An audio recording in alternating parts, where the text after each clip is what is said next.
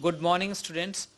आज आपको ईएमसी में क्रिटिकल थिंकिंग यानी समीक्षात्मक सोच पार्ट 1 के बारे में जो है समझना है।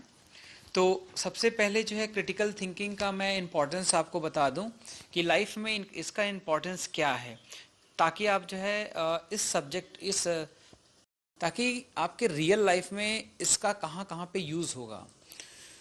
तो क्रिटिकल थिंकिंग यानी समीक्षात्मक सोच, आप कोई भी चीज़ जब भी कहीं भी इंफॉर्मेशन सुनते हैं, चाहे वो टीवी हो, न्यूज़ हो, या किसी के मुंह से सुनते हैं या व्हाट्सएप पे आप देखते हैं, तो आपको लगता है कि आपके दिमाग में सबसे पहले क्वेश्चन ये आना चाहिए कि जो मैं सुन रहा हूँ क्या ये सही है या जो है नहीं सही है, या शायद सही हो तो कुछ इस टाइप का जो है। तो जब आप जो है इस टाइप से सारे पहलुओं पे सोचते हैं तो जो आपकी थिंकिंग होगी वो क्रिटिकल थिंकिंग की कैटेगरी में आएगी। अभी हम एक एक्टिविटी टेबल देखते हैं, फिर मैं उसके बारे में और डिटेल में चर्चा करता हूँ।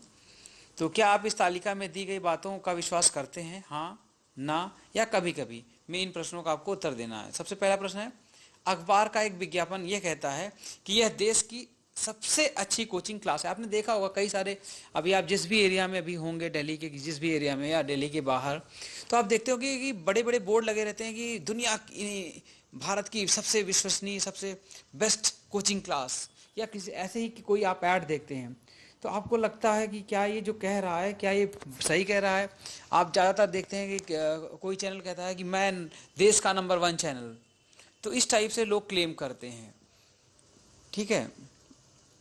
तो आपको जो है क्या उस पर विश्वास कर लेंगे? आपको आंसर करना है हाँ, ना या कभी कभी। दूसरा है, व्हाट्सएप पर आप एक संदेश आता है कि कल दिल्ली में भूकंप आने वाला है, ठीक है। तो अब आपके दिमाग में तुरंत एक अफरा तफरी का माहौल हो जाता है कि भूकंप आने वाला है। आपने बस कहीं पे व्हाट्सएप पे देखा, किसी ने जो है अफवाह फैलाई और आप बिल्कुल पैनिक से हो गए और आपने जो है वो मैसेज फॉरवर्ड करने शुरू करे। तो क्या आपने जो है आपको इस पे विश्वास कर लिए, हाँ, ना या कभी कभी? तीसरा है, रोज 10 मिनट प्रार्थना करने से मार्क्स अच्छे आते हैं। तो इस टाइप का जो है आपको जो है इस पे आप विश्वास करते हैं, हाँ, ना या कभी कभी? और चौथा है, दिल्ली में पोल्यूशन की समस्या हल करना नामुमकिन है, हाँ, ना या कभी कभी? तो इसमें आपको जो है इसको आंसर करना है। अब देखिए, आपने ये अपने जो भी आपकी थिंकिंग रही हो उसके अकॉर्डिंग आपको हाँ या ना कर दीजिए। तो इन सब प्रश्नों का उत्तर देने के लिए हमें क्रिटिकल थिंकिंग की ज़रूरत पड़ेगी।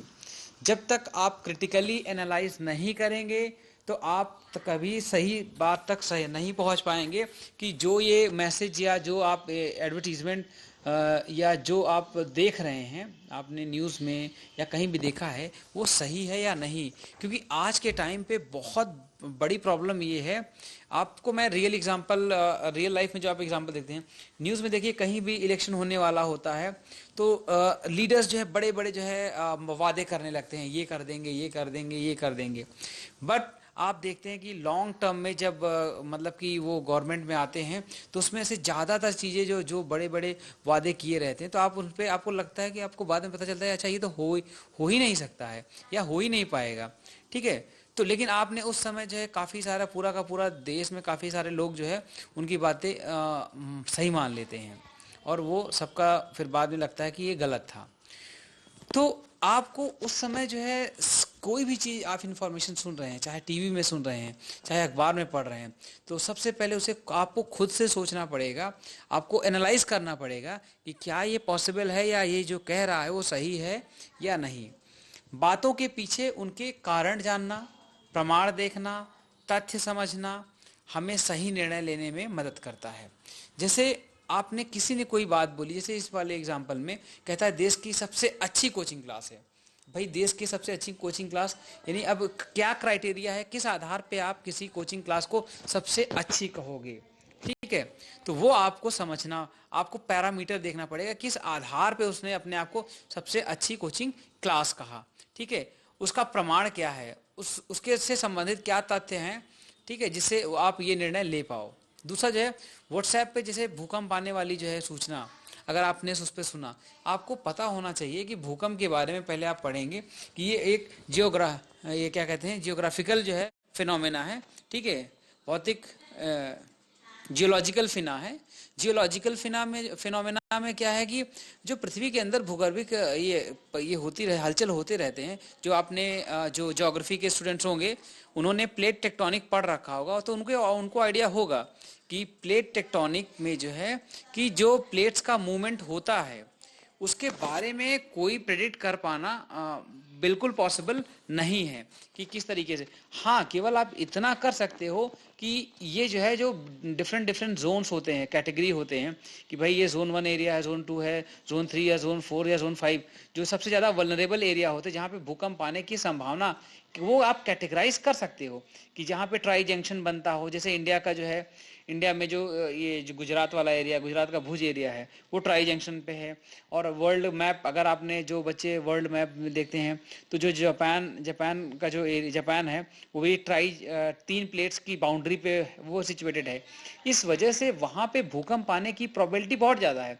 बट कोई ये क्लेम नहीं कर सकता कि अभी भूकंप आ जाएगा, इतनी बजे भूकंप आ जाएगा, कोई प्रेडिक्ट नहीं कर सकता। तो अगर कोई इस टाइप का क्लेम करता है तो जाहिर सी बात है वो झूठी क्लेम कर रहा है, केवल आपको जो है वो गुमराह किया जा रहा है।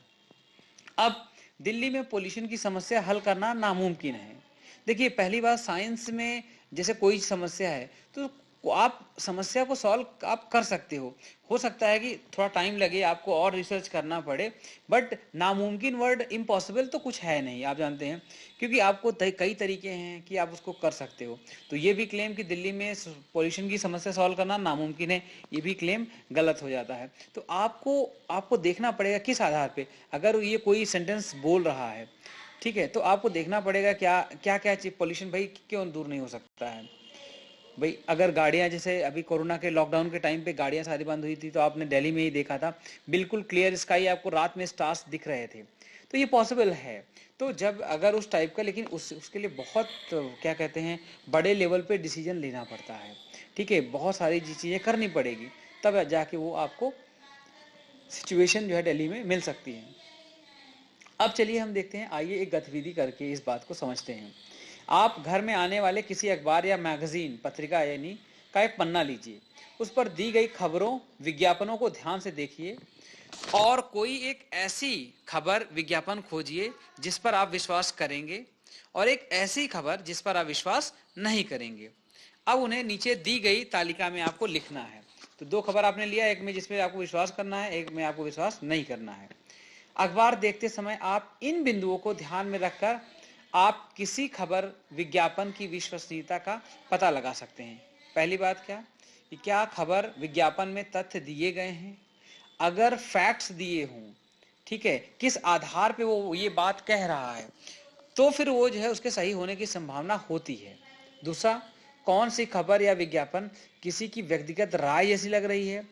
कभी कभी होता है कि कोई जो है किसी की व्यक्तिगत अपनी पर्सनल, कि मेरे अनुसार ऐसा है, लोग कहते हैं, आपने देखा लिखा रहता है मेरे अनुसार, नीचे राइटर का नाम लिखा रहता है और राइटर कहता है कि मेरे अनुसार ऐसा है, ठीक है, तो वो उसकी अपनी व्यक्तिगत राय होती है, ठीक है। तो आपको ये पहचानना सीखना पड़ेगा अखबार देखते समय या न्यूज़ देखते समय कि कहीं ये किसी की व्यक्तिगत राय तो नहीं है। तीसरी चीज, किस अखबार विज्ञापन के साथ उसके सच होने के प्रमाण पर बात की गई है और जो खबर दिखाई जा रही है उसके सच होने का प्रमाण जो है,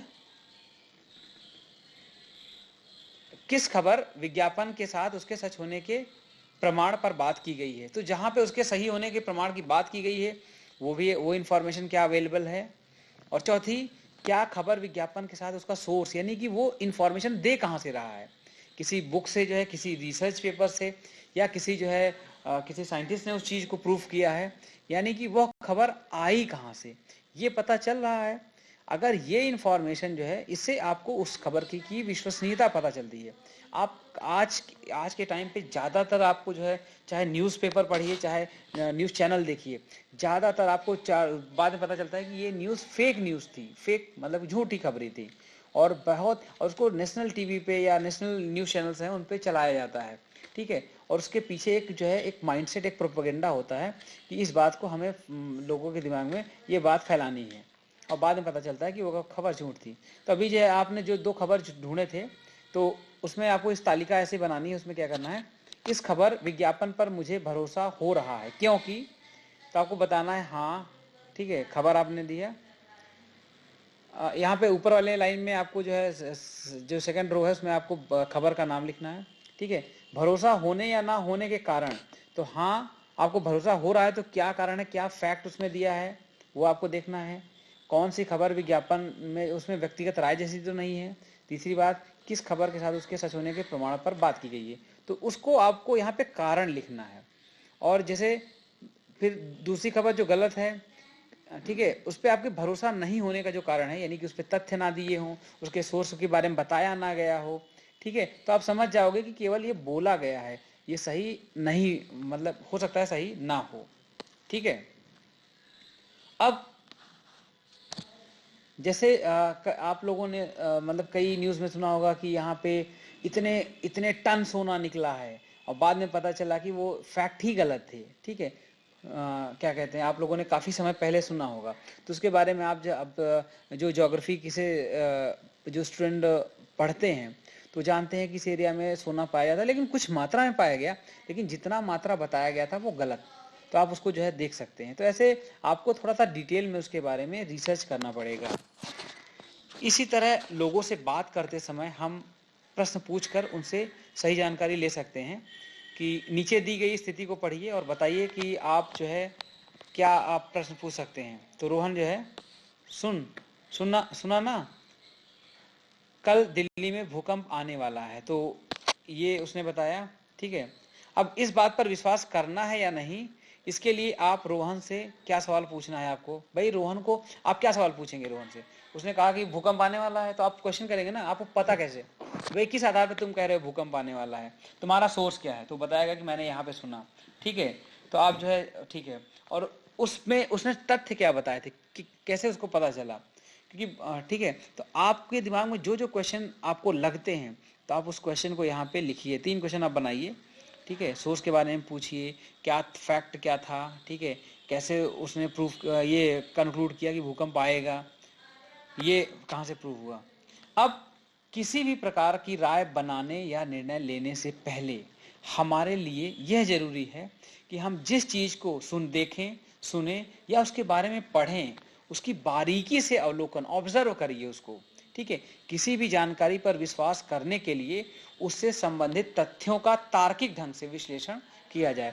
जब तक आप उसको लॉजिकली आप उसको जो है विश्लेषण नहीं करेंगे, तो आप जो है केवल मान लेंगे, तो फिर आप जो है आप क्या कहते हैं, आपको सही चीज़ पता नहीं चलेगी। तो किसी भी चीज़ को जब आपसे कोई बताए, न्यूज़ पे सुन रहे हैं, तो आप उसका जो है क्रिटिकल एनालिसिस करिए, उस पर फैक्ट्स चेक करिए, ठीक है, उससे संबंधित जो है इन्फॉर्मेशन आप कलेक्ट करिए, और अलग अलग सोर्सेज से, जो ऑथेंटिक सोर्सेज हैं, ऑथेंटिक सोर्सेज का मतलब है कि जैसे कुछ गवर्नमेंट के जो है कुछ रिसर्च पेपर्स होते हैं स्कॉलर्स के, जो वेल नोन रिसर्चर्स होते हैं, वेल नोन साइंटिस्ट होते हैं, वेल नोन, जैसे कोई रिसर्च इंस्टीट्यूट्स है, ठीक है, तो उससे जैसे साइंस के बारे में है, तो साइंस के जो बड़े बड़े इंस्टीट्यूट्स हैं, उनसे वो अगर वो इन्फॉर्मेशन दे रहे हैं तो वो बात सही होगी। अगर हिस्ट्री के बारे में पढ़ रहे हैं तो कोई बड़ा हिस्टोरियन होगा, या कोई ऐसे रेप्यूटेड जो है कॉलेज होगा, वहाँ के प्रोफेसर हैं, तो वो अगर अपनी रिसर्च में बता रहे हैं तो आप उसको आप सही मान सकते हैं। अदरवाइज ऐसे अगर कोई क्लेम करता है तो आपको जो है उसको ध्यान से चेक करना पड़ेगा कि वो सही है या नहीं है। और आज बहुत बड़ी प्रॉब्लम ये है कि फेक न्यूज़ के लोग जो है शिकार हो जा रहे हैं। अब इसका आपके प्रैक्टिकल लाइफ में क्या इम्पैक्ट करेगा, क्योंकि आपको इन्फॉर्मेशन नहीं है, आपको गलत इन्फॉर्मेशन है, आप उसी के बेसिस पे अपनी जो है अपना परसेप्शन बना लेते हैं, और ठीक है, तो धीरे धीरे आप हो सकता है कि आप गलत दिशा में आप जा रहे हो। आपको इन्फॉर्मेशन उस चीज़ के बारे में नहीं है, आपको जो इन्फॉर्मेशन है वो गलत है, क्योंकि ये सोर्सेज आपके जो है, आपने जो सोर्सेज कलेक्ट किए थे, जो आपने जहाँ से भी, जिस भी मैगजीन या जिस भी आपने चैनल से आपने उसको देखा था, हो सकता है वो सोर्स ही आपका गलत है। तो इसलिए जो है जब भी कोई भी चीज़ देखिए, तो उसके सोर्स को पहले ऑथेंटिक सोर्स से देखिए, और उसको रीवेरीफाई करिए अलग अलग क्या कहते हैं, अलग अलग सोर्सेज से, और जेन्युइन सोर्सेज से, जो ऑलरेडी जिनको वेल नोन, मतलब कंट्री लेवल पे या वर्ल्ड लेवल पे वेल नोन सोर्सेज हों, तभी आपको जो है उस पर विश्वास करना चाहिए। तो मेरे ख्याल से जो है ऐसे टाइम पे जब कंट्री में बहुत सारे फेक न्यूज़ का बड़ा वो चल रहा है, तो ऐसे टाइम पे ये क्रिटिकल थिंकिंग बहुत इंपॉर्टेंट हो जाती है, और ये आपके लाइफ में एज अ इन्फॉर्म सिटीजन आपके लिए काफ़ी इंपॉर्टेंट है, और डेमोक्रेसी को भी मजबूत करेगा, और एज अ स्टूडेंट आप जो है लोगों को खुद भी अवेयर होंगे और लोगों को अवेयर कर पाएंगे। तो आज की वीडियो में इतना काफ़ी है। अगर आपके दिमाग में और क्वेश्चन उठते हैं तो प्लीज़ आप जो है इसमें नीचे कमेंट बॉक्स में कमेंट करके बताइए। और ठीक है, बाकी चैनल लाइक करना, मतलब सब्सक्राइब करना, वो आपके ऊपर है, चॉइस इज़ योर्स। ठीक है, तो थैंक यू वेरी मच।